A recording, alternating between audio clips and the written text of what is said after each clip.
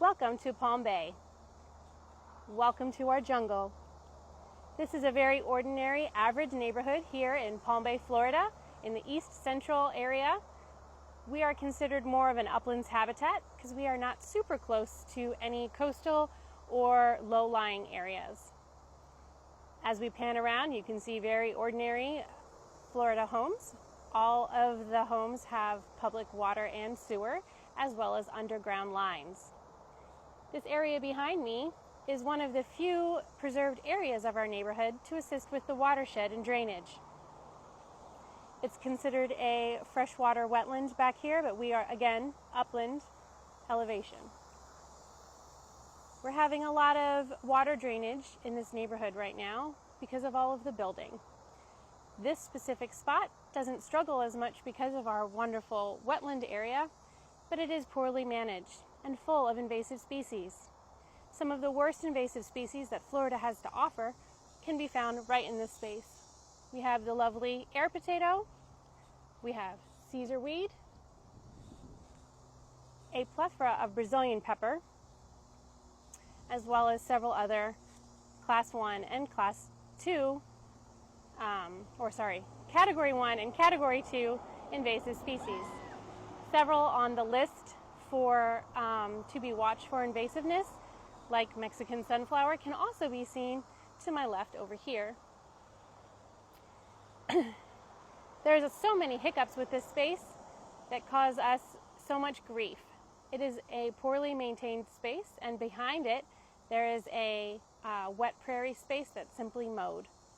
This area could be a beautiful area of both conservation and habitat, as well as our local enrichment, but sadly it's overgrown in invasives.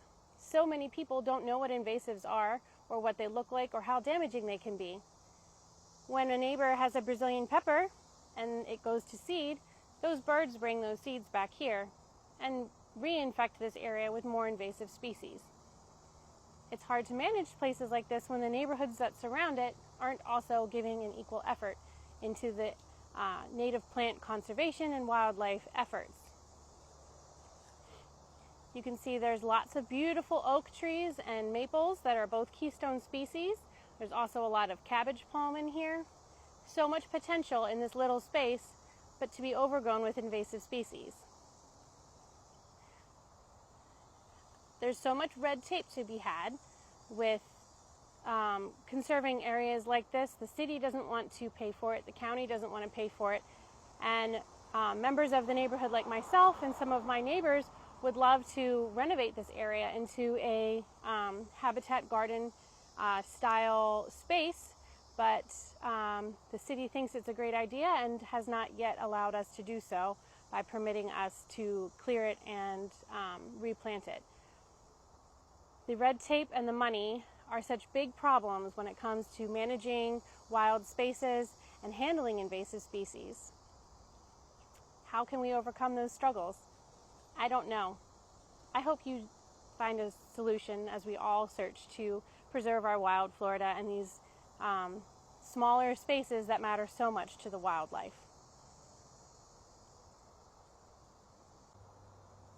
One of the benefits of having a more maintained green space in a neighborhood like this is there's a lot of passive amount of enrichment and joy that neighbors can get from a space like that.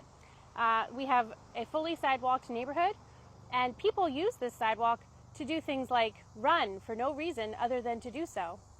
Some people walk their large mammaled creatures that like to defecate everywhere.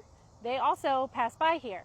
It would be lovely for us to have an extra space for them to enjoy, as well as random passerbys, moms in strollers, and children to play in a space that is more natural and enjoyable, while also being native habitat, and we can coexist with the wildlife around us.